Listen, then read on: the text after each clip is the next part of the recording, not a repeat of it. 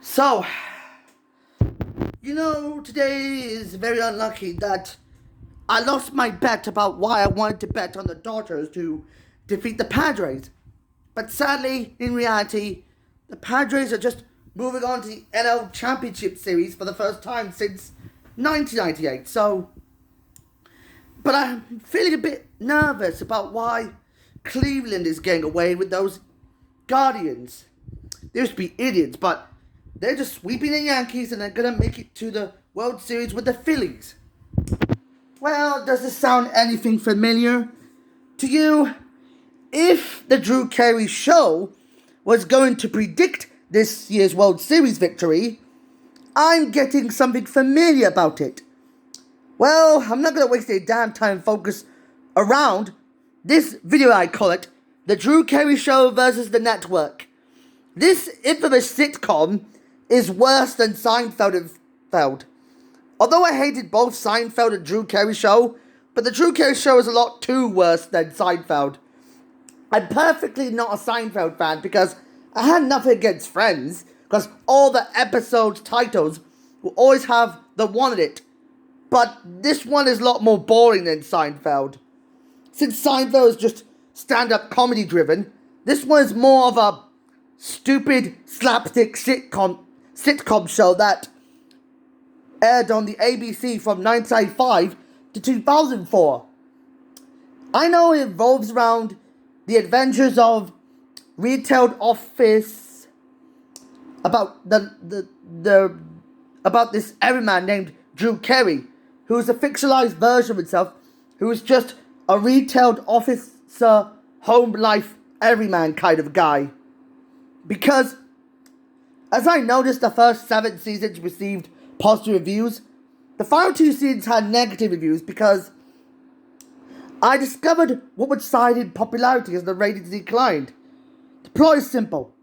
Drew Carey has explained about his character that he lives in Cleveland, Ohio, that he has a core group of friends to bond with. Lewis, who is an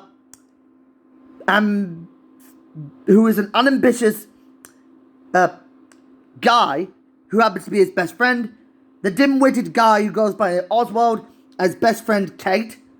And I noticed that ever since I learned in the first 7 seasons, we usually had Drew and Mimi being together for chemistry. A large woman with a clownish wardrobe and lots of makeup everywhere.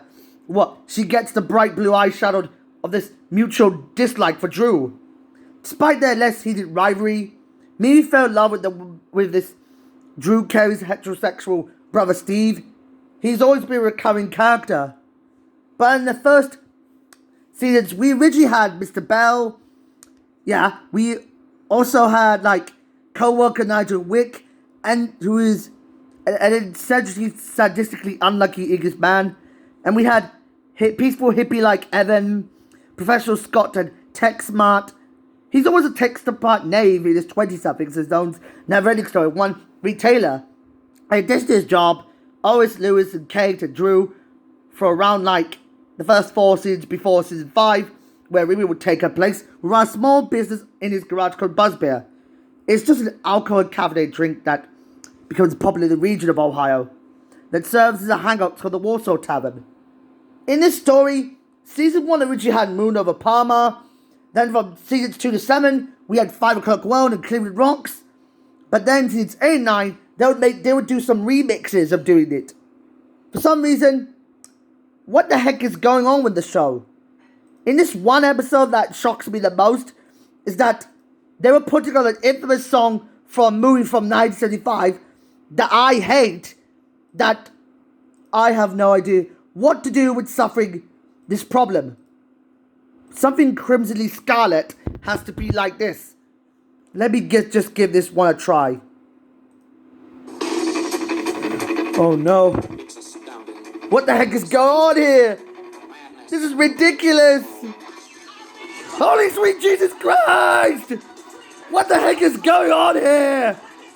I don't get this with this stupid song. I don't care for it. This is horrible. My heart is breaking. I need to put some sad songs to do so. Giant tarantula, the most lifelike creeper. And now, I'm going to tell you the truth about how the Drew Carey show ended season rot.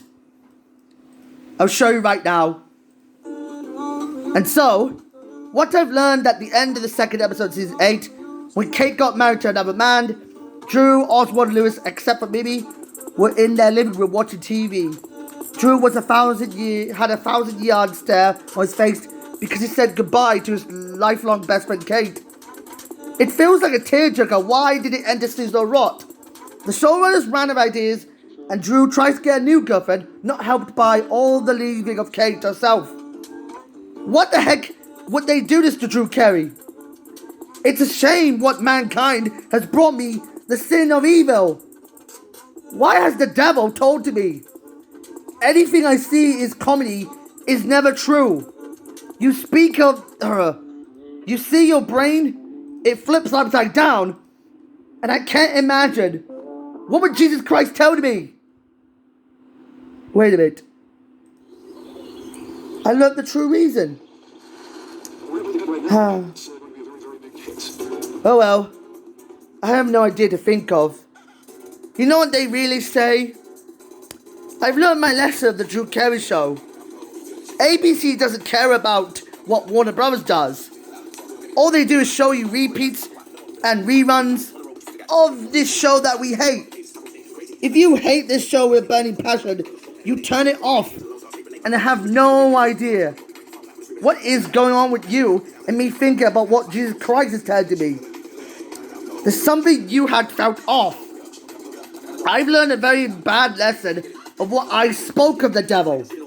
I spoke that why Cleveland is a very bad place for me to live.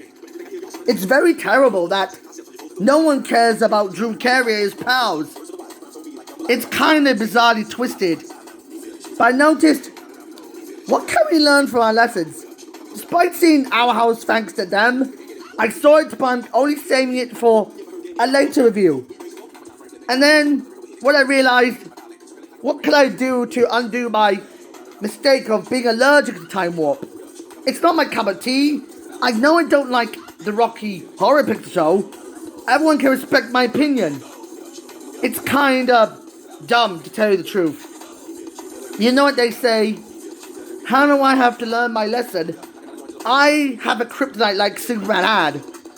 It's kinda bland, but it's alright to respect people's opinions. But I have my final words to tell you to say. I could really say just farewell to you all now.